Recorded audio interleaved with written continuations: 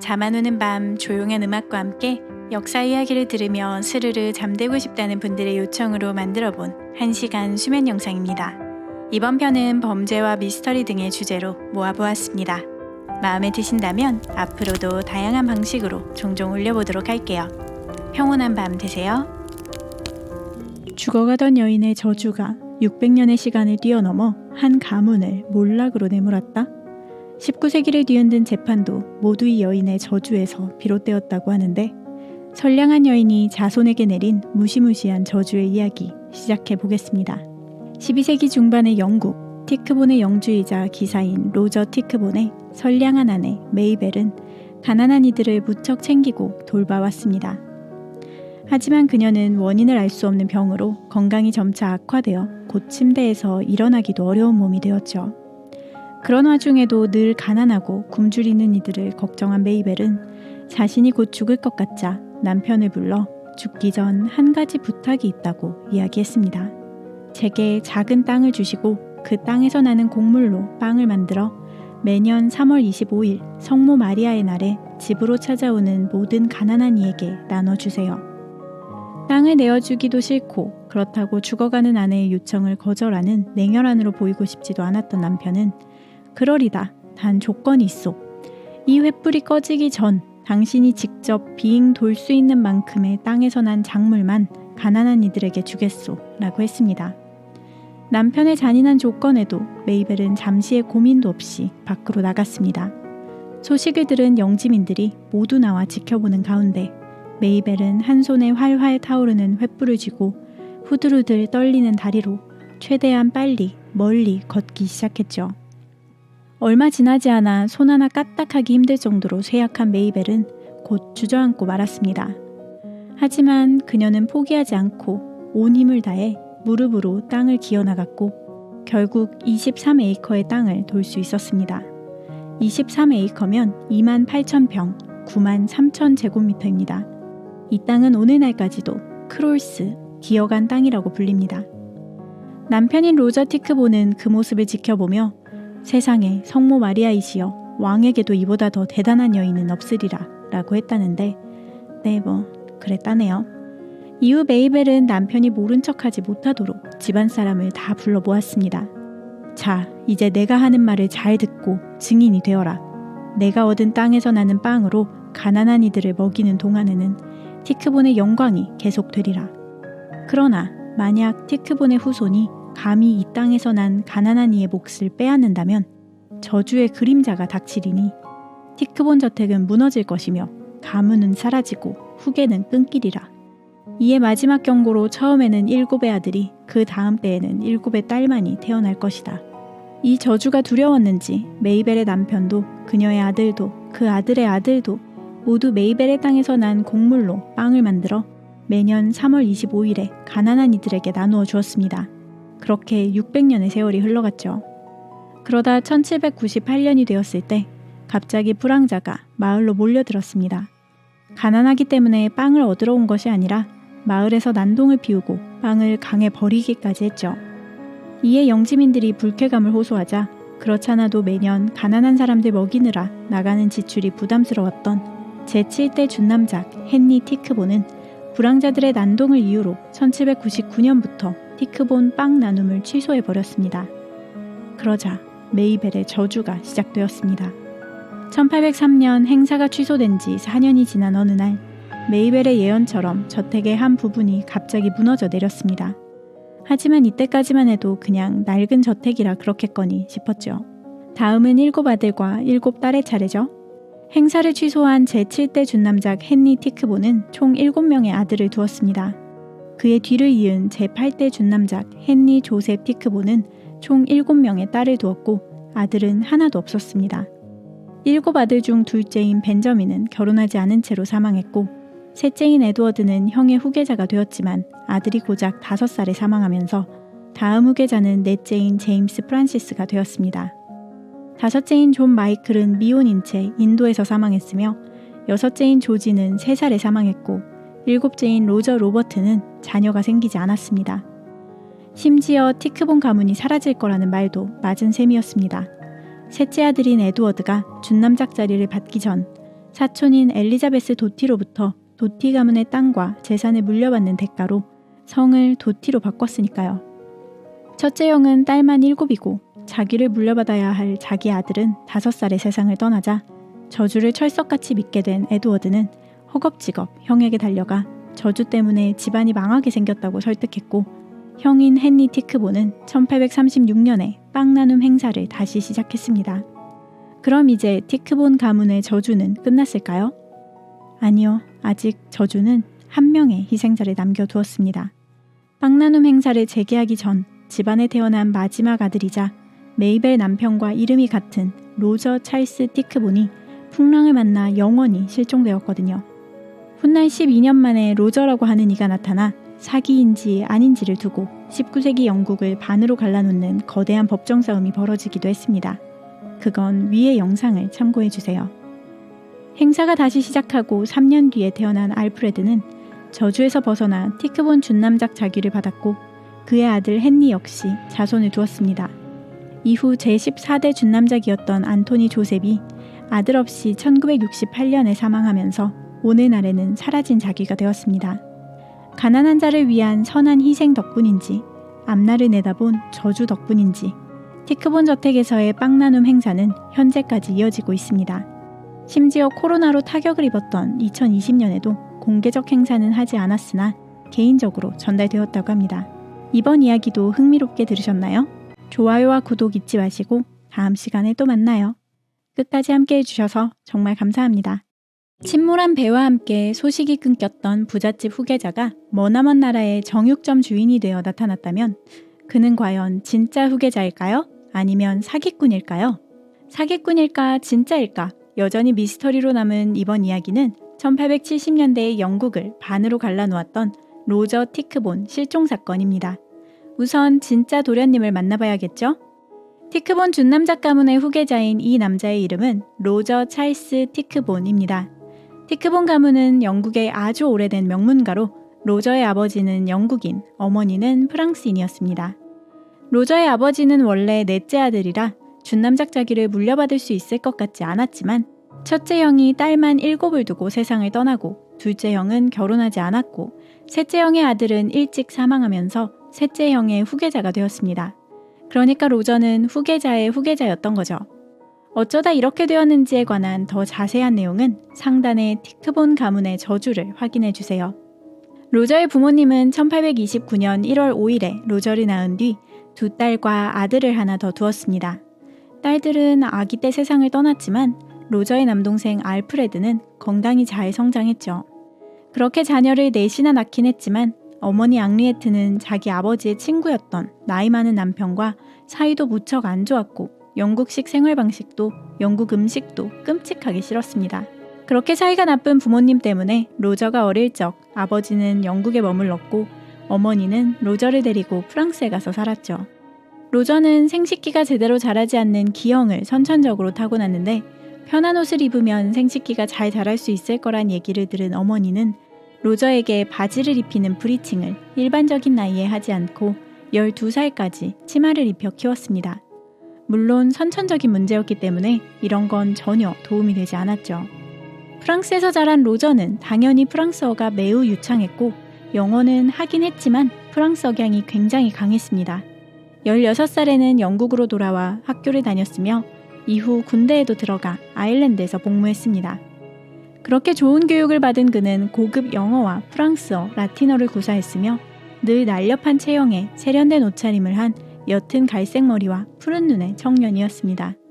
그러던 어느 날 아버지의 형이자 당시 티크본 준남작이었던 에드워드 경의 집에 놀러가 지내던 로저는 사촌인 캐서린, 메리, 엘리자베스, 도티, 티크본과 사랑에 빠졌습니다. 그걸 눈치챈 에드워드 경은 조카가 딸과 결혼하는 걸 원치 않았기에 둘을 열심히 말렸지만 어디 연인이라는 게 말린다고 말려지던가요? 로저와 캐서린 역시 더더욱 불이 붙었고 이러다 딸이 사랑의 도피라도 할까 걱정됐던 에드워드 경은 로저에게 한 가지 제안을 했습니다. 정말 둘의 사랑이 그렇게 끈끈하다면 3년간 혼자 해외여행을 다녀와 봐라. 그런 뒤에도 내 딸을 향한 사랑에 변함이 없다면 그땐 결혼을 허락해 주마 하고요. 그렇잖아도 영국 싫다고 매일 투덜거리는 어머니에게서 벗어나고 싶기도 했고 외국 여행도 하고 싶었던 데다 사랑을 향한 내기까지 걸리자 홀딱 넘어간 로저는 알겠다고 답했습니다. 그렇게 그는 돈도 두둑이 들고 하인도 하나 대동하고 남미로 여행을 떠났죠. 칠레의 산티아고, 페루, 아르헨티나의 부에노스아이레스, 브라질의 리우데자네이루, 심지어 안데스 산맥까지 여행하고 있다는 편지가 계속해서 영국으로 날아들었죠. 그런 사이 로저의 사랑 캐서린은 퍼시벌 레드클리프라는 부유한 신사와 결혼했습니다. 이 소식을 들었는지 아닌지는 알 수 없지만 로저는 1854년 4월 20일에 항구를 떠나려는 라벨라호를 가까스로 잡아탔습니다. 하지만 며칠이 지나도 라벨라는 도착지인 자메이카의 킹스턴에 오지 않았습니다. 얼마 후 라벨라의 구명보트가 홀로 떠있는 걸 다른 배가 목격했으며 그 후 난파선의 조각이 해안가로 떠내려왔기 때문에 배 소유주는 배가 침몰했다고 발표했죠. 그렇게 로저 티크보는 영원히 세상에서 사라져버리고 말았습니다. 로저의 아버지는 아들의 죽음을 인정하고 받아들였지만 어머니는 그리 쉽게 인정할 수 없었습니다. 신학 같은 희망이라도 찾고 싶었던 로저의 어머니는 점쟁이를 찾아갔고 점쟁이는 로저가 살아있으며 아주 건강하다고 호언장담했죠. 점쟁이의 말을 듣고 뛸 듯이 기뻐한 어머니는 그 길로 곧장 여기저기에 아들을 찾는 신문 광고를 뿌렸습니다. 하지만 자기가 로저라고 나서는 사람은 아무도 없었죠. 그렇게 12년의 세월이 흘러갔습니다. 그 사이 1862년 6월에 로저의 아버지가 세상을 떠났고 로저의 동생 알프레드가 제11대 티크본 준남작이 되었습니다. 하지만 알프레드는 물려받은 유산을 흥청망청 쓰며 사치스럽게 살아 가족들은 대대로 살아온 티크본 저택까지 남에게 내어주고 임대료를 받아야 했습니다. 술독에 푹 빠져있던 27살의 알프레드는 자귀를 받은 지 고작 4년 만에 임신한 아내를 두고 일찍 세상을 떠났고 그렇게 갑자기 티크본 준남작직은 허공에 붕 떠버렸죠. 알프레드가 죽고 한 달 뒤에 아들이 태어나 준남작직을 가져가긴 했지만 너무나 어린 아기였기에 자기와 재산이 불안정한 건 여전했습니다. 그러자 어머니 앙리에트는 이제 더더욱 아들 로저를 찾는 일에 매달렸습니다. 라벨라호에서 살아남은 사람들이 호주에서 살고 있다는 소문을 듣자 실종된 사람을 찾아준다는 미싱 프렌즈 에이전시에 연락했고 시드니 모닝 헤럴드와 엠파이어 등에 다시 광고를 실었습니다. 1854년 4월 20일에 라벨라호에 탑승한 로저 찰스 티크본을 찾고 있다. 호주로 향하는 배가 라벨라의 승객들을 구조했다는데 그중 로저 찰스 티크본이 있는지 알려지지 않았다. 현재 32살 정도이며 키가 꽤 크고 연갈색의 머리카락과 푸른 눈을 가졌다. 만약 그의 운명을 확실히 아는 사람이 있다면 두둑한 보상을 약속하겠다 등의 내용이었죠. 그런 사이 호주의 동남부 지역에 있는 와가와가시에 사는 정육점 주인인 토마스 카스트로는 파산 신청을 하러 가서는 자기가 사실 영국에 재산이 많다는 식의 이야기를 늘어놓았습니다. 타고 가던 배가 침몰하지만 않았어도 이런 꼴이 나진 않았을 거라고 중얼거리고 RCT라고 새겨진 파이프를 꺼내 피웠죠. RCT라니 로저 찰스 티크본? 이야기를 듣던 와가와가의 변호사는 토마스에게 혹시 당신의 이름이 로저 티크본 아니냐고 물었고 토마스 카스트로는 빼는 듯 굴다가 맞다고 시인했습니다. 그렇게 로저의 어머니 앙리에트는 무려 12년을 기다린 끝에 그토록 원했던 편지를 받았습니다. 아무래도 아드님 같아 보이는 남자가 호주에서 정육점을 하고 있다는 편지였죠. 물론 수상적인 부분은 많았습니다. 아무리 12년이 지났다지만 토마스 카스트로는 자기 어머니의 이름을 앙리에트가 아니라 해나라고 적었고 본래 늘씬했던 체형과는 달리 뚱뚱한 편이었으며 키도 더 크고 앞니는 벌어진 데다 프랑스어를 전혀 할 줄 몰랐고 거친 영어를 썼습니다. 과거에 관해 뭉뚱그려서 쓴 데다 투박한 어투와 필체의 편지임에도 불구하고 아들이 너무나 그리웠던 엄마는 그토록 긴 세월이 흘렀으니 얼마든지 사람이 바뀔 수 있다고 생각했죠. 그렇게 두 사람이 파리에서 다시 만났을 때 엄마와 아들은 서로 붙잡고 흐느꼈습니다. 토마스는 돌아온 아들을 애지중지하는 앙리에트의 사랑과 돈을 듬뿍 받으며 아주 즐겁게 살았죠. 아들이 돌아와 마음이 놓였기 때문인지 앙리에트가 토마스를 만나고 1년이 조금 지나 세상을 떠난 뒤에도 그가 로저라고 믿었던 동네 신사들이 생활비를 보장해주면서 토마스는 아주 풍족하게 지낼 수 있었습니다. 그런 사이 영국에 올 땐 103kg였던 토마스는 140kg까지 몸무게가 늘어났습니다. 살이 찌자 사람들은 살이 쪄서 이전과는 외모가 달라 보이나 싶어 더더욱 헷갈려 했죠. 과연 토마스 카스트로는 바다에서 실종된 로저 찰스 티크본이었을까요? 여기까지 들으신 여러분께선 어떻게 생각하시나요? 10년이 넘는 시간을 생각했을 때 왼쪽의 남자는 오른쪽의 남자가 될 수 있을까요? 말도 안 돼. 완전히 다르게 생겼는데? 싶으신 분들께는 놀랍게도 토마스가 로저라고 생각한 사람은 엄마뿐이 아니었습니다. 로저가 어렸을 때부터 자주 들렸던 티크본 영지의 주민들부터 하인들, 로저의 주치의, 집안의 변호사, 로저와 함께 군 생활을 했던 이들까지 모두 토마스가 로저가 맞다고 생각했습니다. 특히 로저의 주치의가 1869년 2월 15일에 쓴 편지를 보면 토마스는 로저와 마찬가지로 생식기가 제대로 자라지 않은 기형을 갖고 있어 이를 어머니에게 보여드렸으며 어머니는 자기 아들이 맞다고 확신했다 합니다. 의사 역시 로저 이외에는 이런 기형을 본 적이 없다고 적었으며 피부를 자세히 검사한 결과 있는 자국 역시 로저처럼 천연두가 아니라 단독으로 인해 생긴 거라 하였습니다. 그러면서 이 남자는 로저 찰스 티크본이 확실하니 부디 좋은 변호사를 구해 제대로 싸울 수 있게 도와달라 하였죠. 그렇다면 정말로 로저가 호주로 가서 정육점을 하며 집에 돌아오지 않았던 걸까요? 하지만 그렇다기엔 엄마를 뺀 로저의 모든 친인척, 로저를 어릴 때부터 봐왔던 교회의 신부님들 등은 사기꾼이라고 단박에 확신했죠. 그와 함께 토마스가 사실은 런던 출신이며 정육점 주인의 아들로 호주로 건너간 아서 오톤이라는 주장이 나왔습니다. 1871년 5월 10일 토마스 카스트로가 어머니 앙리에트에게 편지를 쓴 지 약 5년이 지나자 이 사건은 전국적인 관심을 끌었습니다. 이미 로저의 어린 조카가 제12대 준남작으로서 자기도 영지도 모두 갖고 있었기 때문에 토마스가 그걸 가져오기 위해선 재판이 필요했죠. 그렇게 두 차례의 재판이 시작되었습니다. 각각 무려 10개월씩이나 걸렸기 때문에 1996년까지 이 두 차례의 재판은 영국 역사상 가장 오래 끈 재판으로 기록되기도 했습니다. 토마스가 로저가 맞느냐 아니냐를 두고 영국은 둘로 나뉘어 뜨겁게 싸워댔습니다. 일반 대중은 오랜 실종 끝에 돌아온 진짜 후계자를 돈 욕심내는 나머지 가족이 몰아내려 한다고 생각했고 상류층에선 진짜 후계자인 어린아이로부터 돈과 지위를 빼앗으러 온 사기꾼이라고 생각했죠.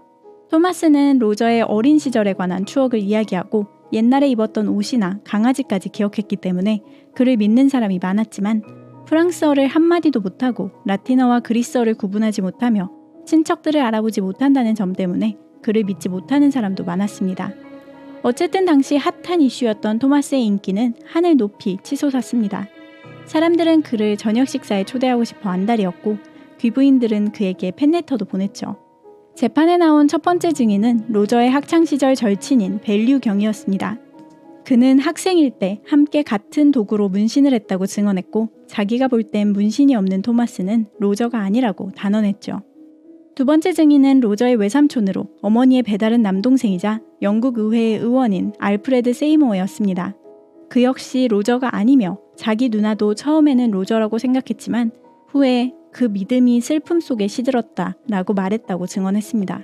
그런가 하면 사실 그가 아서 오톤이라는 주장에 대한 반박으로 아서 오톤의 누나가 나와 아서는 멀쩡한 생식기를 갖고 있다며 자기가 어릴 때 목욕시켜서 알고 있다. 저자는 아서가 아니다 라고 증언하기도 했죠. 물론 동생이 맞다고 해도 로저로 인정받으면 이득일 테니 증언을 온전히 믿긴 어렵긴 합니다. 이런 식으로 로저가 아니라는 증언이 이어지면 로저가 맞다는 반박 증언이 이어졌습니다. 민사재판 이후 벌어진 형사재판에서는 검사 측 증인으로 무려 200명이, 변호사 측 증인으로는 무려 254명이 나왔을 정도였죠. 이렇듯 치열한 재판의 여론이 순식간에 뒤집힌 건 한 질문에 토마스 카스트로가 최악의 대답을 했기 때문이었습니다.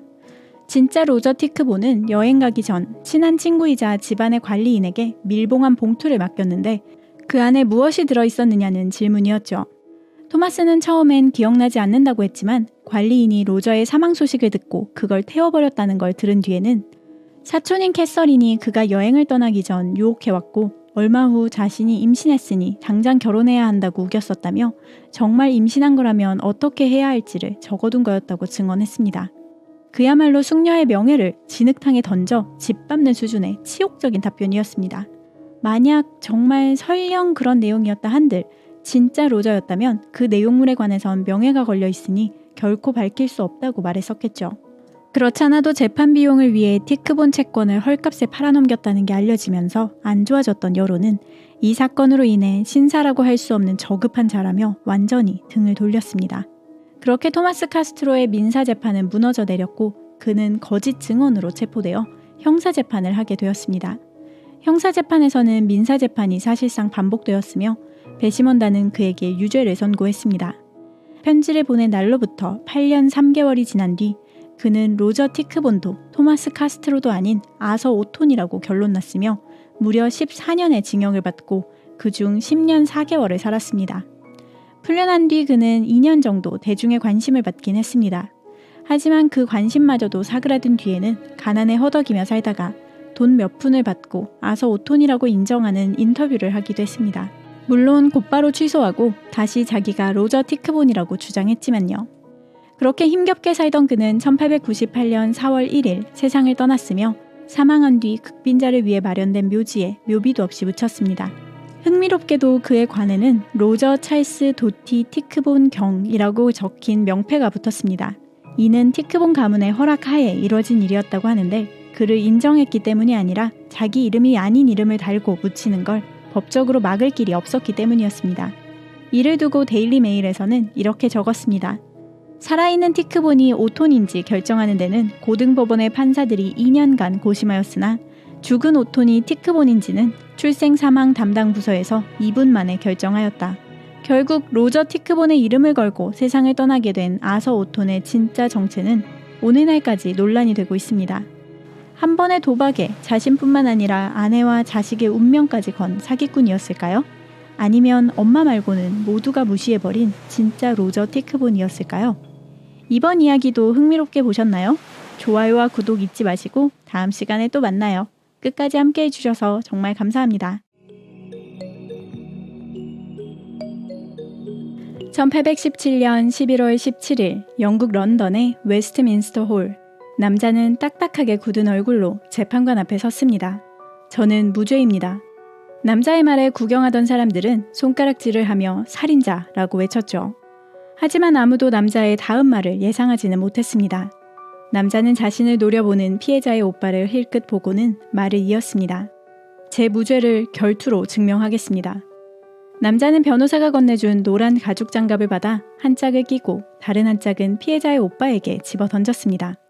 19세기의 법정에서 결투 재판이라니 이 듣도 보도 못한 상황에 모두 잠시 말을 잃었죠.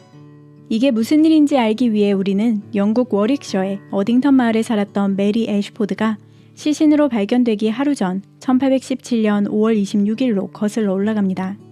밝고 쾌활한 성품의 20살 난 메리는 이날 1년에 한 번씩 열리는 마을 술집의 파티에 갈 생각에 무척 들떠 있었습니다. 메리뿐만 아니라 동네의 젊은이들이라면 다들 타이번 하우스 펍에서 놀 계획이었죠. 삼촌 집에서 하녀로 일했던 메리는 친구 해나 콕스를 만나 친구 집에 분홍색 드레스와 빨간 재킷, 밀집 보닛의 하녀복을 벗어두고 파티를 위해 새하얀 모슬린 드레스를 입고 재킷부터 스타킹, 신발까지 모두 흰색으로 맞춰 입었습니다. 저녁 7시 반쯤 메리는 친구와 함께 신나게 술집으로 향했죠. 파티는 이미 후끈 달아올라 있었습니다. 안으로 들어선 메리는 이전에도 몇 번 같이 춤을 춘 적이 있는 에이브러임 손튼과 눈빛을 주고받기 시작했습니다. 근처 다른 마을 캐슬 브롬위치에서 일하는 건축가 겸 농부의 아들인 에이브러임 손튼은 당시 기록에 잘생겼다고도 아주 못생겼다고도 합니다만 일단 메리의 눈엔 멋져 보였던 듯합니다. 훗날 같은 파티에 있던 증인에 따르면 손튼은 메리의 언니하고도 그렇고 그런 사이였다며 메리하고도 그렇게 될 때까지 죽어라 시도할 거라고 말했다 합니다. 물론 손튼은 자기는 그런 말을 한 적이 없다고 펄쩍 뛰었지만요. 메리와 함께 온 친구 해나 콕스는 이 상황이 어색해 계속 위층에서 아래에 춤추는 사람들을 구경하기만 하며 앉아 있었습니다. 그러다 11시경 자신의 집에서 자기로 한 메리에게 이제 그만 집에 가자고 조르기 시작했죠. 아무리 기다려도 알겠다던 메리가 나오지 않자 밖에서 기다리던 해나는 자신의 썸남인 벤저민 카터에게 메리 좀 데리고 나와달라고 부탁했습니다. 잠시 후에야 메리와 손튼은 함께 나왔고 그들이 앞장서서 걷는 사이 해나와 벤저민은 뒤를 따랐죠. 그러다 메리는 갑자기 생각해보니 할아버지 댁에서 자면 출근하기가 더 편할 것 같다 라며 해나에게 넌 먼저 집으로 가라고 권했습니다. 별다른 의심을 하지 않은 해나는 알겠다고 집으로 향했죠. 메리가 출근할 때 꼭 입어야 하는 하녀복이 우리 집에 있으니 메리가 아무리 할아버지 댁에서 자더라도 우리 집을 들려야 할 텐데 라는 생각이 든 건 나중의 일이었습니다. 얼마 후 새벽 2시 45분경 친구 집에서 나오던 한 일꾼이 지나가는 손튼을 발견하고 좋은 아침이라며 인사를 건넸습니다. 손튼은 답을 했지만 손튼 곁에 있는 여자는 고개를 푹 숙여 보닛으로 얼굴을 가린 채 아무런 말도 하지 않았죠. 새벽 3시 반경 다른 일꾼이 지나가던 길에 메리가 서둘러 해나 콕스의 집 방향으로 뛰어가는 걸 목격했습니다.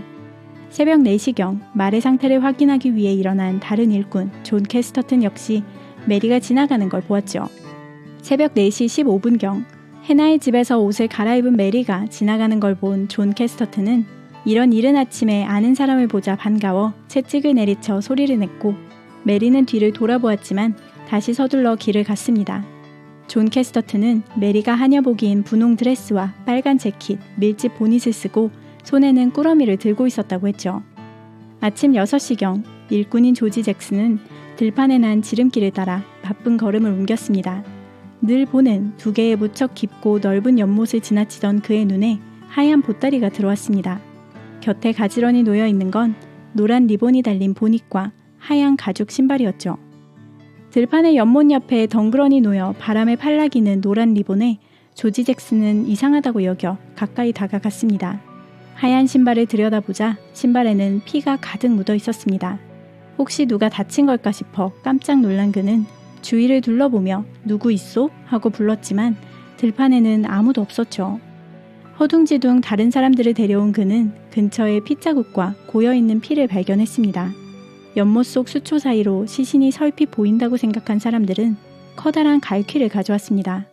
3번의 시도 끝에 아침 8시가 지나서야 물속의 여인이 밖으로 나올 수 있었죠. 분홍 드레스와 빨간 재킷을 입은 시신의 얼굴을 본 사람들은 깜짝 놀랐습니다. 몇 시간 전만 해도 파티에서 흥겹게 웃고 떠들던 메리 애슈포드였으니까요. 마을은 발칵 뒤집어졌습니다. 술집 주인은 메리와 손튼이 함께 나가는 걸 봤다며 직접 말을 달려 9.5km가량 떨어진 손튼의 마을로 향했습니다. 마을에 들어가자마자 손튼을 발견한 술집 주인은 메리의 죽음을 알렸고 손튼은 자신이 메리와 대충 새벽 4시 정도까지 같이 있었다고 답하고는 그와 함께 술집으로 돌아왔습니다. 경찰은 손튼을 취조하긴 했지만 최초 취조의 내용을 전혀 적지 않아 훗날 그가 뭐라고 말했는지 제대로 기억하지 못했습니다. 손튼을 수색하자 손튼의 속옷에 피가 묻어 있음이 발견되었는데 이에 손튼은 자신이 메리 애슈포드와 전날 성관계를 가졌다고 인정했습니다. 당시 메리는 월경 중이었죠. 메리가 사망한 곳 주변에는 연못으로 향하는 남성과 여성의 발자국과 거기서 멀어지는 남성의 발자국이 있었는데 이 발자국이 손튼의 신발과 일치한다고 보았습니다. 손튼은 바로 체포되었죠. 1817년 5월 30일 공개 사인 신문의 끝에 메리의 익사는 사고가 아닌 살해당한 거라는 결론이 났습니다. 손튼은 감옥에 갇혀 재판을 기다리기 시작했죠. 여론은 이미 불같이 타오르고 있었습니다. 악마 같은 손튼의 끔찍한 살인에 관한 이야기는 책자, 시, 노래 가사, 신문 기사가 되어 불티나게 팔려나갔고 사람들은 당장이라도 손튼의 목을 매달아야 한다며 흥분해 탁자를 두드리고는 했죠. 손튼의 변호사는 편견 없는 배심원을 찾을 수가 없다고 불만을 늘어놓기도 했습니다. 1817년 8월 8일 손튼의 재판이 시작되었습니다. 검사 측에서 배심원단에게 내밀은 이야기는 충격적이고도 손튼을 천하의 악당으로 묘사하고 있었으며 가정과 추측이 많았습니다.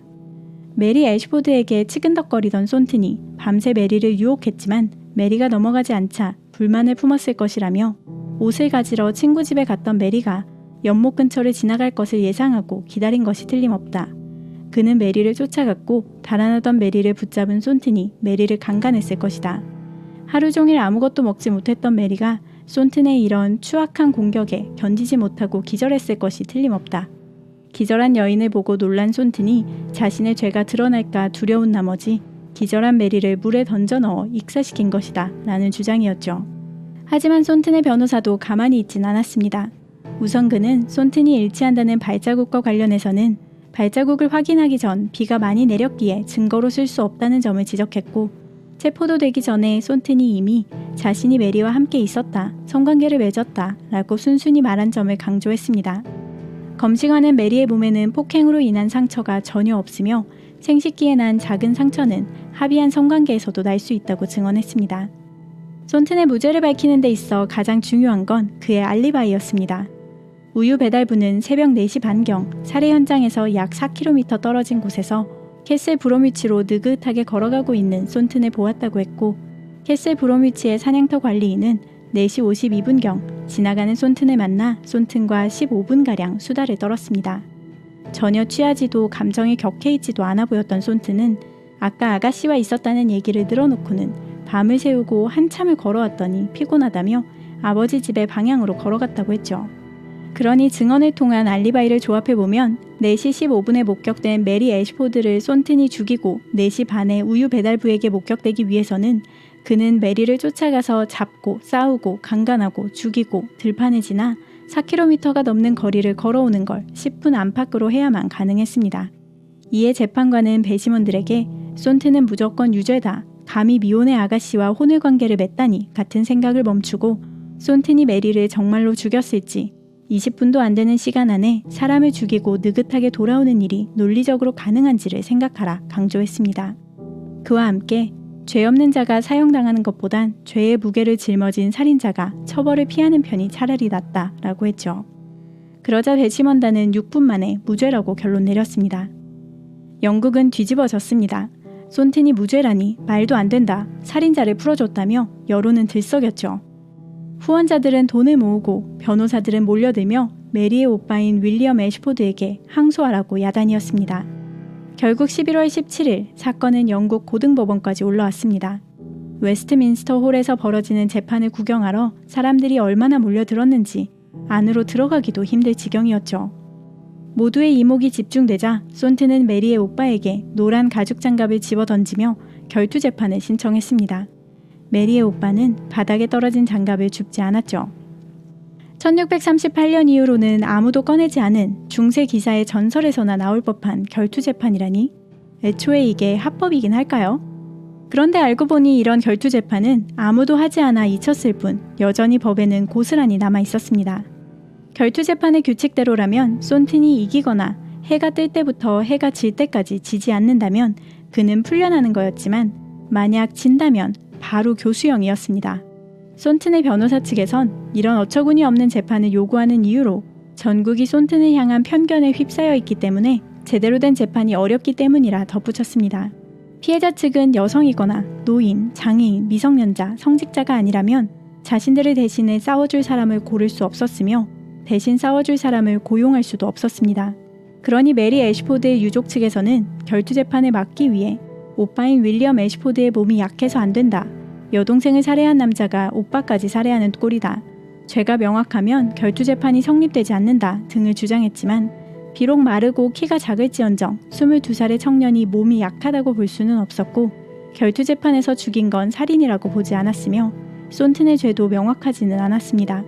결국 사건은 격한 토론 끝에 미뤄지고 다시 만났다 또 미뤄지다 4월 16일 재판관 엘렌보로 경이 상황을 깔끔하게 요약했습니다. 법은 법이므로 피할 수는 없으니 항소를 포기해 손튼을 풀어줄지 아니면 결투를 할지를 며칠 고민해 보라는 거였죠. 4월 20일 애시포드 측은 손튼이 복수하려 들지 않는다면 항소를 포기하고 손튼이 풀려나는데 항의하지 않겠다고 했고 손튼은 곧바로 풀려났습니다. 하지만 그는 법원 밖에 모여있는 분노한 군중을 피하기 위해 그들이 사라질 때까지 법원 안에 숨어있다 뒷문으로 나가야 했죠.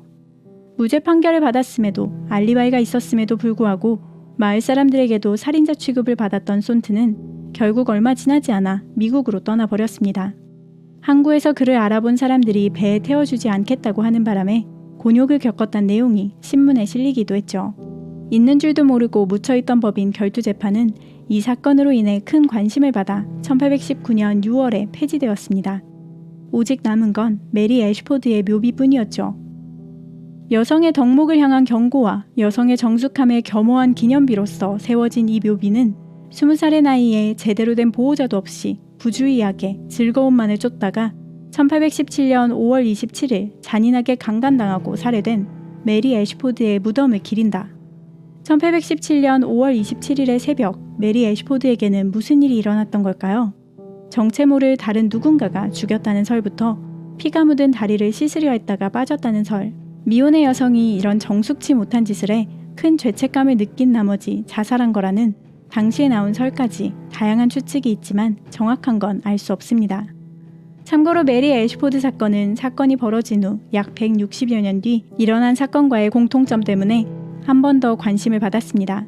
1974년 5월 27일 20살 난 바바라 포레스트가 술집에 파티에 들렸다 집으로 가는 길에 사라졌으며 며칠 후 시신으로 발견되었습니다. 용의자의 이름은 마이클 손튼이었죠. 그의 바지에서 핏자국이 발견되어 재판까지 갔으나 제대로 된 증거가 부족하다는 이유로 무죄를 받았습니다. 오늘날까지도 바바라 포레스트 살인사건은 메리 애쉬포드 사건처럼 여전히 미제로 남아 역사 속으로 사라져가고 있습니다. 19세기에 치러진 마지막 결투재판 메리 애쉬포드 사건이었습니다. 이번 이야기도 끝까지 함께 해주셔서 감사합니다. 다음 시간에 또 다른 이야기로 만나요. 검은 고양이가 울고 까마귀가 날개를 치는 어두운 밤. 히익거리는 대문을 지나 낡은 고성으로 들어가면 흰 잠옷 차림의 여자가 문틈 사이로 지나가죠. 이런 분위기의 공포, 괴기 소설의 아버지이자 추리소설의 아버지라고도 불리는 미국의 소설가 에드거 앨런 포는 자신의 작품만큼이나 기이하고 공포스러운 죽음을 맞이했답니다. 그의 사후 관련 병원 서류도 함께 사라져버려 영원한 미스터리로 남은 에드거 앨런 포의 사망 원인은 도대체 무엇이었을까요? 그럼 우선 포가 죽기 일주일 전 일어난 일들부터 알아보겠습니다. 사소한 것도 그의 실종이나 죽음과 관련이 있을 수 있으니 주의 깊게 들어보시고 무슨 일이 벌어졌을지 한번 추리해보세요. 1849년 9월 27일 포는 버지니아주의 리치먼드를 떠나 필라델피아에서 일을 한 뒤 뉴욕으로 갈 예정이었습니다. 필라델피아에 사는 부유한 피아노 제조상인 존 라우드가 아내 시를 출판하고 싶다며 시 편집을 요청했기 때문이었죠. 리치먼드를 떠나기 전 포는 의사에게 들려 건강을 조심해야 한다는 소리를 듣고 실수로 자기 지팡이 대신 의사의 지팡이를 들고 식당으로 갔습니다. 지인들을 만난 포는 평소 받는 값의 7배는 더 받기로 한 편집 비용을 자랑하며 이야기하다 볼티모어행 야간 여객선을 타러 지인들과 함께 한국까지 걸어갔죠. 술 한 방울 마시지 않고 즐겁게 웃는 상태였다던 포의 뒷모습은 지인들이 본 포의 살아생전 마지막 멀쩡한 모습이었습니다. 포가 다시 목격된 건 그로부터 일주일이 지난 후였습니다. 1849년 10월 3일 볼티모어에는 가을비가 추적추적 내리고 있었죠. 이날은 선거날이었기에 볼티모어 선지의 조판공인 조세프 워커는 투표소인 선술집 거너스 홀에 들렸습니다. 안으로 들어가려던 그는 거너스 홀 앞 도랑에 더럽고 오래된 옷을 입은 채로 누워있는 남자를 발견했죠. 의식이 있기는 하지만 묻는 말에 대답은 못할 정도로 상태가 안 좋은 남자를 자세히 살펴본 조세프 워커는 남자가 작가이자 시인인 에드거 앨런 포임을 알아보고 깜짝 놀랐습니다. 정신 차리라며 몸을 흔들고 근처에 도와줄 지인이 있는지 계속 묻는 워커의 질문에 포는 잡지사 편집자이자 의사인 조세프 스노드그라스의 이름을 중얼거렸습니다. 워커는 서둘러 스노드그라스에게 편지를 보냈는데 편지 내용은 이렇습니다.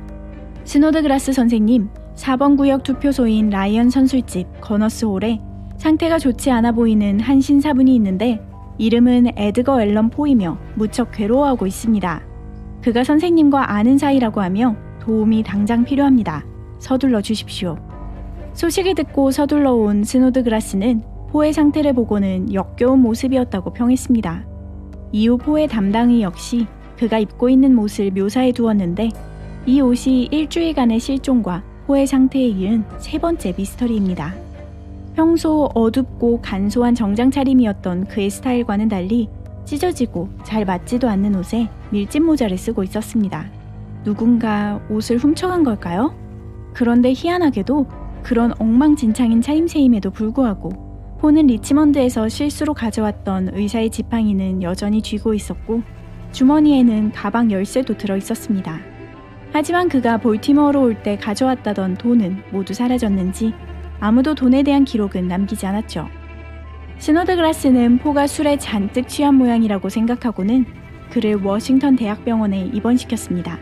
당시에는 술로 인해 정신 못 차리는 사람들이 회복할 때까지 두는 병실이 따로 있었고 포 역시 그곳에 누워 있었죠. 창백한 얼굴의 에드거 앨런 포는 자기가 어디에 와 있는지도 모른 채 계속 레이놀드라는 말만 중얼거렸습니다. 의료진이 몇 번이고 집이 어딘지 가족이 누군지를 물었지만 엉뚱한 대답만 할 뿐이었죠. 상태가 너무 안 좋았기 때문인지 소식을 듣고 달려온 사촌인 닐슨 포의 병문안도 금지되었습니다. 그렇게 나흘 뒤인 1849년 10월 7일 에드거 앨런 포는 40살의 나이로 세상을 떠났습니다. 왜 이런 상태가 되었는지에 대한 설명은 전혀 하지 못한 채로 말이죠. 그렇다면 에드거 앨런 포가 리치먼드를 떠난 뒤로 볼티모어의 도랑에서 발견되기까지 과연 무슨 일이 벌어졌던 걸까요? 첫 번째로 제기된 설은 강도에게 당했다는 것입니다. 볼티모어에서 필라델피아행 기차를 타기 전까지 포는 이틀 정도 머물 예정이었는데 그 사이에 운 나쁘게도 강도를 만나 심한 폭행을 당했고 뇌에 부상을 입어 앓다가 떠났을 거란 가정이죠. 이 가설로는 며칠이 지나도 정신을 못 차린 상태는 설명할 수 있지만 남의 옷을 입고 있었던 이유는 설명이 어렵습니다. 심지어 밀짚 모자까지 챙겨 쓰고 있었으니까요. 두 번째 설은 술을 너무 많이 먹어서입니다. 리치먼드에서 의사와 이야기를 나누고 지팡이 잘못 가져왔던 것 기억하시죠? 그때 의사는 겨우 회복한 상태였던 포에게 한 번만 더 이렇게 쓰러지면 죽을 수도 있다고 했고 포는 사람들이 술만 권하지 않는다면 괜찮을 거라 답했다고 합니다. 술은 포의 인생을 망친 가장 큰 원인이었습니다. 거의 평생을 알코올 중독에 시달렸던 그였지만 술을 잘 마시지는 못해 한 잔만 마셔도 비틀거릴 정도로 취해버리고는 했습니다. 그 이상을 마시면 환각을 보고 환청을 듣기도 했죠. 그러니 볼티모어에서 누군가 그에게 술을 권했고 자제하지 못한 포가 술을 너무 많이 마셔 결국 죽었을 거란 주장이죠. 이는 포를 챙기러 왔던 스노드그라스의 추리였기에 제일 유명하고 인기가 많은 설이기도 했답니다. 하지만 술 때문이라면 왜 그렇게 오랫동안 실종 상태였는지는 이해가 되질 않죠. 세 번째 설은 부정선거 때문이라는 설로 가장 흥미로운 설이기도 합니다. 1800년대 중반의 볼티모어에서는 부정선거가 굉장히 흔했습니다. 얼마나 흔했냐면 아예 갱단이 선거에 개입할 정도였죠. 이를 쿠핑이라고 하는데 쿠핑은 혼자 걸어가는 사람을 납치하여 심히 폭행해 고분고분하게 만든 뒤 다른 사람처럼 옷을 입히고 수염을 붙여 이쪽 저쪽의 투표소로 끌고 가 가명으로 투표하는 식으로 저지르는 부정선거를 뜻했습니다. 보통 투표를 잘 하고 나오면 술을 상금처럼 주고는 했는데 만약 포가 일찍이 납치되었고 며칠에 걸쳐 폭행당한 뒤 다른 사람의 옷으로 여러 번 갈아입고 계속 술을 먹었다면 정신을 못 차리고 투표소 앞 도랑에 버려진 채로 죽어가고 있었던 이유가 설명이 됩니다. 다만 이 설은 포가 사망하고 약 20년이 흐른 뒤인 1870년대에나 등장한 설이고 당시에는 볼티모어에서 워낙 유명한 인물이었기에 함부로 납치할 생각을 못했을 거라 여겨 아무도 이 가능성을 생각하지 않았다는 점에서 신빙성이 떨어진다고 보는 시각도 있답니다. 네 번째이자 우리가 자세히 다룰 마지막 설은 사촌이 이 모든 것을 알고 있었다는 설입니다. 에드거 앨런 포가 사망하고 4일 뒤 사촌 닐슨 포는 에드거의 고모이자 장모인 클렌 부인에게 편지를 보냈습니다. 편지에 그는 포가 죽기 전 일주일간 뭘 하며 지냈는지 알아보려 했지만 전혀 알 수 없었다고 적었죠. 그런데 몇 주도 되지 않아 포의 전기를 쓰는 작가에게는 포의 죽음과 관련한 진짜 사실은 자신만이 안다며 곧 상세한 내용을 적어 보내겠다고 약속했습니다. 하지만 그 뒤로 닐슨이 죽을 때까지 그는 포의 죽음에 관해 아무것도 적지 않았죠. 닐슨은 포가 병원에 있을 때 서둘러 달려왔음에도 클렌 부인에게는 포가 볼티모어에 있는지 몰랐다고 했습니다. 왜 거짓말을 했던 걸까요? 그러면서 왜 포의 죽음에 관해 아는 건 자기뿐이라고 했을까요? 포는 왜 볼티모어에 사는 사촌인 닐슨을 두고 스노드그라스의 이름을 말했을까요? 사촌을 부르지 못할 이유가 있었던 건 아닐까요? 어쩌면 닐슨이 포를 부정선거를 위해 납치한 뒤 포의 돈을 훔치고 버려두었는데 죽어간다고 하니 놀라서 달려온 걸 수도 있고 혹은 쿠핑당한 건 알았지만 후보 중 한 명이었던 자신에게 논란이 될까 두려워 사람들 눈에 잘 띌 만한 곳에 버려두고 갈아입을 옷이 담긴 가방 열쇠를 옷주머니에 넣어두었을 수도 있겠죠. 닐슨이 알고 있었던 포의 죽음에 관한 정보가 무엇일지 영원히 알 수 없겠지만 닐슨은 포의 죽음에 죄책감을 느꼈는지 포를 위해 고급스러운 이탈리아산 대리석으로 된 묘비를 구매하기도 했습니다. 그 외에도 폐렴에 걸렸다거나 일산화탄소 중독이라거나 광견병에 걸렸다거나 뇌종양 때문이라는 설 등이 있습니다.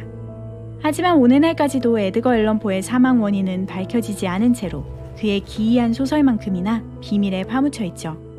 여러분께서는 포가 어쩌다가 세상을 떠났다고 생각하시나요? 부정선거로 인한 납치였을까요? 사초는 연관되어 있을까요? 아니면 단순히 술을 너무 많이 먹었기 때문일까요? 공포소설의 아버지의 미스터리한 죽음, 흥미롭게 보셨나요? 다음 시간에는 또 다른 내용으로 만나요. 끝까지 함께 해주셔서 감사합니다. 화려한 영상, 충격적인 내용, 놀라운 결말의 영화 라이프 오브 파이. 소년과 호랑이 한 마리가 구명보트를 타고 망망대해를 떠다니는 모습으로 잘 알려진 이 영화 속 호랑이의 이름은 리처드 파커입니다. 딱히 호랑이 이름으로 어울리지 않는 이름에 작가는 이를 서류상의 실수로 주인의 이름이 잘못 붙은 것이라고 설명합니다.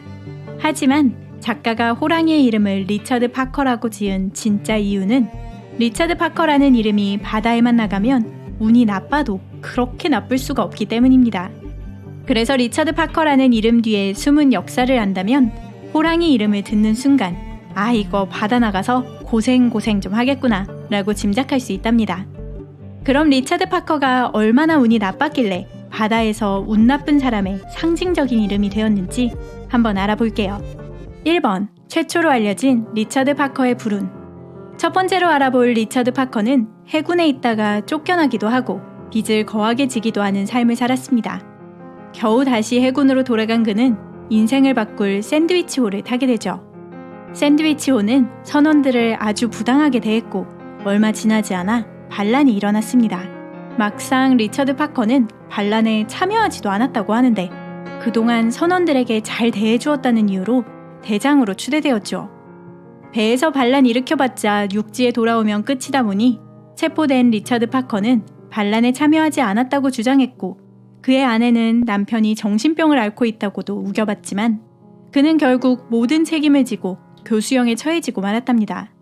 당시에도 리처드 파커는 죄 없이 모든 책임을 졌다는 인식이 강했기에 파커의 아내는 평생 연금을 받았으며 심지어 윌리엄 4세도 30파운드를 내려주었습니다. 남에게 등 떠밀려 하게 된 일 때문에 사형당하다니 어지간히 운도 없네요. 2번 소설 속 리처드 파커의 불운. 얼마 전 공포소설가의 공포스러운 죽음으로 이야기했던 에드거 앨런 포. 그의 소설 낸터킷의 아더 고든 핌 이야기 속에서도 리처드 파커가 등장합니다. 왜 이 이름을 썼는지는 알 수 없지만 훗날 일어난 사건들을 보면 예지몽이라도 꿨던 걸까요? 이 소설 속 아더 고든 핌은 항해에 대한 환상에 부풀어 몰래 배를 타는 밀항을 하게 됩니다. 선원인 친구가 그가 숨어있는 동안 음식을 조달하기로 약속했지만 음식은커녕 반드시 숨어있으라는 내용의 피로 쓴 편지가 호랑이라는 이름의 개를 통해 전해지고 배는 잔혹한 반란에 휩싸이죠. 서로 죽고 죽이는 반란의 끝에 핌과 핌의 친구를 빼면 선원 2명만이 살아남았습니다. 그 선원 중 하나의 이름은 예상하셨겠지만 리처드 파커였습니다. 그렇게 4명이 배에 남아 폭풍우도 겪고 거북이를 잡기도 하며 굶주려 죽어갔죠. 굶주림과 목마름이 너무 심해지자 리처드 파커는 제안을 하나 합니다. 제비뽑기를 해서 한 명을 골라 그를 잡아먹자는 거였죠. 설마 내가 되겠어 싶었겠지만 바다 위 불운의 상징 리처드 파커니까요. 그는 결국 나머지 선원들에게 잡아먹히게 되죠. 3번 프란시스 스파이트홀에 탄 리처드 파커. 1835년 12월 3일 캐나다 근처에서 눈폭풍을 만난 프란시스 스파이트호가 뒤집히는 사건이 벌어집니다. 강한 바람을 견디지 못한 배는 옆으로 떠 있었고 선원들은 배를 부여잡고 겨우겨우 붙어 있었죠. 3명이 바다에 떠내려가자 남은 이들은 기둥을 잘라내어 무게를 버림으로써 배를 다시 세웠습니다. 하지만 이미 배는 바닷물로 가득 차 있었기에 배라고 부를 수가 없을 지경이었고 배에 가득했던 식량은 와인 조금 빼고는 모두 사라지거나 물에 잠긴 뒤였죠. 16일 동안 추위에 떨며 음식은 없이 빗물 조금 받아 먹으며 15명이 굶주리자 다들 미쳐 돌아버릴 지경이었습니다. 굶주림을 참다 못한 이들은 제비뽑기를 통해 한 명을 희생하기로 결정합니다. 그런데 이때 이 치사한 어른들이 자신들은 부양할 가족이 있는 몸이니 아직 어린 소년 중 하나가 죽어야 한다고 주장하였죠. 그렇게 고작 15살인 패트릭 오브라이언이 희생감으로 뽑혔습니다. 처음에는 자신의 운명을 받아들였던 패트릭은 스스로 손목을 그었지만 빨리 죽지 않았고 결국 어른들은 싫다고 거부하는 요리사를 협박해 무서워 도망치는 아이의 목을 긋게 시켰습니다. 하지만 그것도 잠시 아이의 시신은 생각보다 빨리 사라졌고 상황은 점점 더 나빠졌죠. 얼마 후 죄책감과 굶주림, 갈증으로 점차 헛소리를 하기 시작했던 요리사 역시 같은 방식으로 목숨을 잃었습니다. 그렇게 아이 둘을 포함한 총 4명이 희생되었죠. 이들은 또 제비뽑기를 하자는 얘기가 나오던 20일째에 구조되었는데 총 11명이 살아남았습니다. 바닷물로 꽉 차 있었던 프란시스 스파이트호 역시 살아남아 물을 빼고 수리해 새로운 주인에게로 넘어갔습니다. 여러 번 주인이 바뀌었던 프란시스 스파이트호는 1846년 1월 태풍을 만나 완전히 부서졌고 15명의 선원 중에 겨우 2명만이 살아남았죠. 사망한 선원 중 한 조수의 이름은 리처드 파커였습니다. 4번. 다수를 위한 소수의 희생은 정당화될 수 있을까요? 1883년 호주 출신의 한 변호사가 영국의 요트를 구매하고는 이를 호주까지 배달해달라 하였습니다. 요즘처럼 커다란 배가 흔한 시절이 아니니 영국의 요트를 호주로 배달하기 위해선 사람이 직접 타고 가야 했죠. 작은 배라 이런 항해에 적합하지 않았는데도 결국 겨우 4명을 태우고 영국 요트는 호주로 출발합니다. 배에 탄 4명의 이름은 선장인 톰 더들리, 선원인 스티븐스, 브룩스, 그리고 견습생이자 배에 대해 아무것도 모르는 17살 난 소년 리처드 파커였습니다. 7월 5일 먼 길을 항해하던 이들은 하루만 배를 세워두고 푹 잠에 들기로 합니다. 하지만 파도가 강하게 옆구리를 치면서 고정되어 있던 배의 옆면이 부서졌고 급속도로 침몰하기 시작했습니다. 결국 4사람은 구명보트에 통조림 캔 2개 챙겨들고 허둥지둥 올라탔죠. 요트는 5분 만에 침몰해서 사라져버렸고요. 심지어 상어까지 덤벼댔으니 정신이 하나도 없었습니다. 7월 7일부터 24일까지 이들은 통조림 2개와 운 좋게 사냥한 큰 거북이 1마리로 겨우겨우 살아남았습니다. 물이 없어 소변을 마셔야 하는 상황에서 리처드 파커는 바닷물을 마셨고 결국 혼수 상태에 빠져버렸죠. 7월 24일, 며칠 전 이미 제비뽑기를 제안했었던 선장은 다시 한번 말을 꺼내고 다시 한번 거부당합니다. 그날 밤 선장은 스티븐스에게 어차피 리처드 파커는 죽어가고 있는 데다 고아이니 가족이 있는 우리보다 먹어도 되는 애 아니냐고 말하죠. 다음날 선장은 파커의 목을 찔러 살해합니다. 훗날 브룩스는 자긴 이에 동의하지 않았다고 주장했습니다.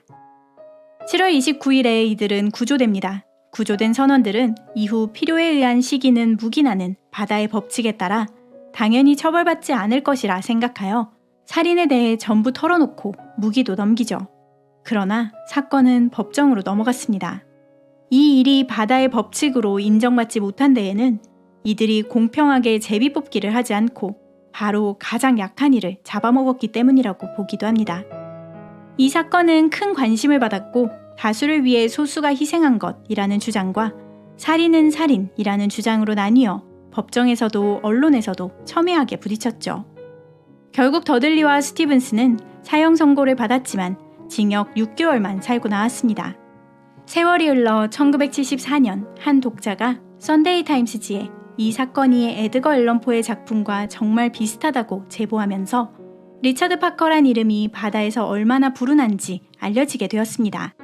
에드거 앨런 포의 글 역시 4명이 난파된 배에서 살아남기 위해 1명을 잡아먹는데 그 사람의 이름이 리처드 파커였으니까요. 이 여러 우연의 일치는 대중에게 큰 흥미를 끌었고 작가인 얀 마텔도 리처드 파커라는 이름이 바다에서 불운한 이름이라는 걸 알고 흥미로워서 라이프 오브 파이 속 호랑이의 이름으로 붙였다고 합니다.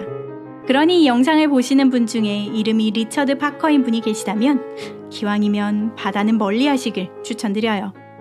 바다에 빠진 호랑이 리처드 파커의 이름에 얽힌 유래, 흥미롭게 보셨나요? 다음 시간에는 또 다른 이야기로 만나요. 끝까지 함께 해주셔서 감사합니다. 1813년 미국은 3대 부통령이었던 에런 버의 딸 시오도시아가 바다에서 사라진 사건으로 발칵 뒤집혔습니다. 미국의 원주민이 발견한 벌거벗은 여인부터 죽어가던 해적의 고백, 늙은 어부의 아내가 남긴 초상화까지 음모론과 미스터리로 가득한 이번 이야기는 시오도시아 버의 기묘한 실종 사건입니다.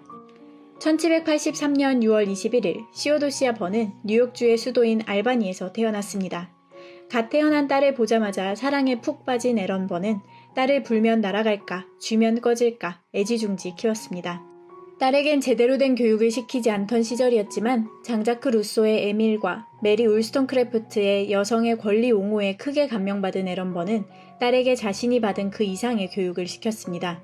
그 결과 시오도시아는 매우 지적이고 교양 있는 여성으로 자라났죠. 11살의 나이에 이미 플루타크 영웅전과 기번의 로마 제국 쇠망사, 고대 로마의 시인인 호라티우스, 수학, 생물학, 프랑스어에 춤, 노래, 악기까지 공부하고 세상을 떠난 아내 대신 집안관리까지 하는 딸이 자랑스러웠던 에런 버는 난 그 아이를 통해 이 세상 누구도 믿지 않는 사실을 알리고 싶네. 여성에게도 영혼이 있다는 걸 말일세. 라고 지인에게 편지를 쓰기도 했습니다.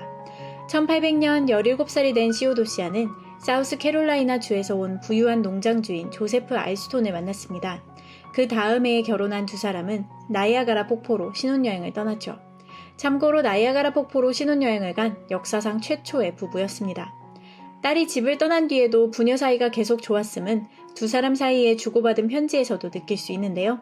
에런 버는 딸의 결혼식 전날 널 위한 것이 아니라면 무얼 위해, 누굴 위해 내가 살겠느냐 라고 전했고 에런 버가 여러 사건으로 인해 미국에서 달아나 한동안 유럽을 전전하던 시절에는 딸에게 보여주기 위해 유럽에서의 생활을 꼼꼼하게 적어두기도 했습니다.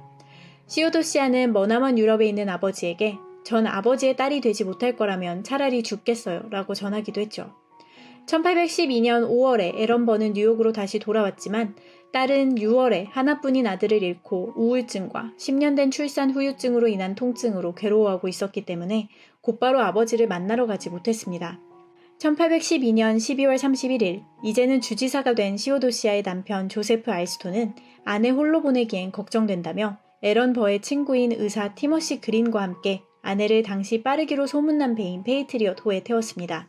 하지만 그 뒤로 시오도시아 버도 티머시 그린 박사도 페이트리엇 호도 다시는 발견되지 않았죠.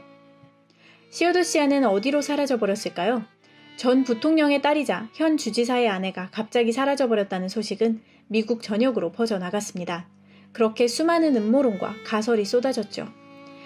우선 태풍이 불어 배가 가라앉았다는 현실적인 설이 제일 먼저 등장했습니다. 그런가 하면 1812년 전쟁이라고도 하는 미국-영국 전쟁이 벌어지던 중이었기에 민간인 배가 실수로 공격받은 거라는 설이 나왔지만 영국과 미국 그 어느 쪽에서도 민간 배를 공격했다는 기록은 없습니다. 다음은 캐롤라이나 뱅커스에 잘못 걸렸다는 설입니다. 이들은 태풍이 부는 날이면 피난처를 찾는 배를 제 방으로 유혹해 배가 부서지게 만든 뒤 재물을 약탈하는 자들이었습니다. 1813년 초 캐롤라이나 윗주인 버지니아의 해안가에서 고급스러운 차림새의 여성의 시신이 발견되어 발견한 사람의 농장에 묻혔다는 걸 보면 그럴 수도 있겠죠. 해적에게 살해되었다는 설이 워낙 인기 있었기 때문에 이후 몇십 년에 걸쳐 전 은퇴한 해적이나 감옥에 갇힌 해적들이 죽어가며 시오도시아를 살해했다고 자백했다는 이야기가 여러 신문에 등장하기도 했습니다. 1820년 뉴욕 에드버타이저지에서는 1819년에 처형된 두 남자가 페이트리엇 호의 선원이었으며 반란을 일으켰고 승객을 모두 죽였다고 자백했다는 내용의 기사를 싣기도 했습니다. 1833년 다른 신문에서는 시오도시아를 바다로 뛰어들게 강요했다는 다른 해적의 고백이 실렸죠. 하지만 날씨를 틀리거나 장소를 틀리는 등 자잘한 실수가 있어 진실성은 떨어집니다. 이 중 1878년 뉴욕타임스에 실린 늙은 선원 벤자민 F. 버딕이 죽기 전에 한 자백이 가장 유명한데요. 그는 목사님의 아내에게 자기가 페이트리엇 호를 공격한 해적선에 타 있었다며 시오도시아의 죽음에 관해 털어놓았는데 그에 따르면 시오도시아는 하얀 옷으로 갈아입고 성경책을 손에 쥔 채로 조금도 떨지 않고 판자에 올라가 조용히 바다로 빠졌다고 합니다. 그 외에도 해적의 첩이 되었다거나 해적이 강간하려 하자 자살했다는 설, 처형되기 전 아버지와 남편에게 작별의 편지를 쓰고 결혼 반지와 함께 샴페인 병에 넣은 뒤 병을 바다에 던졌다는 설 등이 있습니다. 그런가 하면 버지니아주의 세인트 폴 교회에 있는 낯선 여인의 묘지가 시오도시아의 것이라는 이야기도 있습니다. 1816년 한 부부가 여관으로 찾아왔는데 아내가 매우 위독한 상태였습니다. 남편은 의사가 그들의 정체에 관해 어떤 질문도 하지 않는다는 조건하에 동네 의사를 불렀지만 아내는 얼마 지나지 않아 세상을 떠났고 남자는 마을 사람에게 돈을 빌려 아내를 묻어주고는 떠났습니다. 남자가 남긴 수표는 훗날 가짜로 밝혀졌죠. 그곳에 묻힌 여인이 누구인지 남자는 누구인지는 오늘날까지 밝혀지지 않아서 여인이 시오도시아이고 남자는 티머시 그린 박사이며 두 사람이 불륜을 저지르고 있었다는 설과 해적에게 3년이나 붙잡혀 있다 겨우 풀려난 거라는 설이 있습니다. 하지만 아버지와 그렇게 사이가 좋았던 시오도시아가 아버지한테까지 연락도 없이 3년을 숨어 살았거나 티머시 그린 박사가 친구에게 딸의 무덤을 알리지 않았을 가능성은 적어 보입니다. 또 다른 설은 텍사스 정착민들 사이에서 돌던 이야기로 한 원주민 전사가 시오도시아라고 새겨진 목걸이를 걸고 다녔다고 합니다. 사람들이 그에게 목걸이에 관해 묻자 그는 1816년에 큰 태풍이 지난 후 해안가에서 침몰한 해적선을 발견했으며 목걸이만 걸고 있는 벌거벗은 백인 여성이 쓰러진 것을 보았다고 했습니다. 목걸이의 라켓 안에는 한 남자와 어린 소년의 사진이 들어있었다고요. 여인은 자기 아버지는 백인들의 추장이라며 아버지를 만나러 가는 길에 해적들에게 붙잡혔다고 이야기했습니다. 그리곤 백인을 만나게 된다면 이 목걸이를 보여주고 이야기를 들려주라 한 뒤 그의 품 안에서 세상을 떠났다고 해요. 마지막으로 가장 흥미로운 이야기를 하자면 이번 설에는 증거까지 있습니다. 때는 1869년 의사 윌리엄 풀은 가난한 늙은 어부의 아내가 죽어간다는 이야기를 듣고 어부의 집을 찾았습니다. 노파의 상태가 위중해 딱히 해줄 수 있는 건 없었기에 의사는 진통제를 처방해 주었죠. 어부는 의사에게 줄 돈이 없다며 대신 이걸 받아줄 수 있겠냐는 말과 함께 귀부인의 초상화를 꺼내왔습니다. 너무나 값비싸 보이는 초상화에 깜짝 놀란 의사는 이걸 어떻게 얻게 되었느냐고 물었습니다. 어부가 말하길 아주 오래전 한 여인이 조각배에 실려 네그스 헤드 해안가로 떠밀려 왔다고 합니다. 여인은 자기 이름도 나이도 고향도 기억하지 못했고 과거에 관해 가진 거라고는 이 초상화뿐이었죠. 동네 사람들은 여인을 돌보아 주었고 이 작고 외진 마을에 정착하게 된 여인은 어부와 결혼했습니다. 이후 평생 동안 어부의 작은 집에는 이 초상화가 걸려 있었습니다. 의사가 초상화를 치료비 대신 받겠다고 하자 시름시름 앓던 노파는 자리에서 벌떡 일어나 그건 내 거야. 너에게 못 줘. 뉴욕에 있는 우리 아버지를 보러 가는 길이란 말이야. 라고 외쳤습니다. 초상화를 낚아챈 노파는 그대로 바다로 달려들어갔고 영원히 사라져버렸습니다. 하지만 초상화는 파도에 떠밀려 해안가로 돌아왔죠.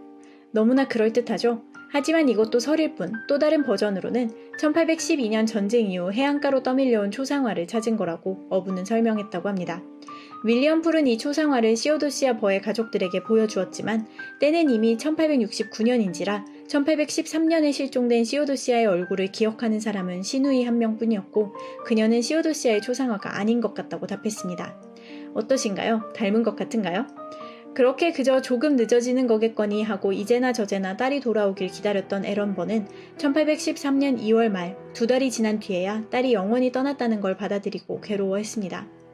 그런가 하면 남편인 조세프 알스톤은 주변 사람들이 아내의 실종이 얼마나 괴로운 일인지 제대로 이해하지 못한다며 그들은 제 마음을 하나도 이해하지 못합니다. 하지만 시오도시아의 사랑을 받을 만한 남자라면 그녀의 사랑을 받을 만큼 축복받은 적이 있었다면 그 기쁨을 영원히 잊지 못할 것입니다. 라고 편지를 남기기도 했습니다.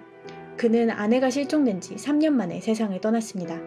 당시 전국을 뒤흔들었던 시오도시아 버의 미스터리는 점차 잊혀졌지만 이제 그녀는 2015년에 초연된 브로드웨이 뮤지컬 해밀턴에서 에런 버가 딸의 탄생을 축복하며 부르는 디어 시오도시아라는 노래로 우리 곁에 남아 있습니다. 딸을 향한 아버지의 사랑이 듬뿍 담겨있는 노래니 관심 있는 분들께선 한번 들어보세요. 시오도시아 버는 과연 어떻게 되었을까요? 태풍을 만나 바다로 가라앉아 버렸을까요? 해적을 만났을까요? 아니면 어부의 아내로 평생을 살다 간 걸까요? 여러분께서는 어떻게 생각하시나요? 이번 이야기도 흥미롭게 들으셨길 바라면서 이만 마무리하도록 하겠습니다. 좋아요와 구독 잊지 마시고 다음 시간에 또 만나요. 끝까지 시청해주셔서 감사합니다.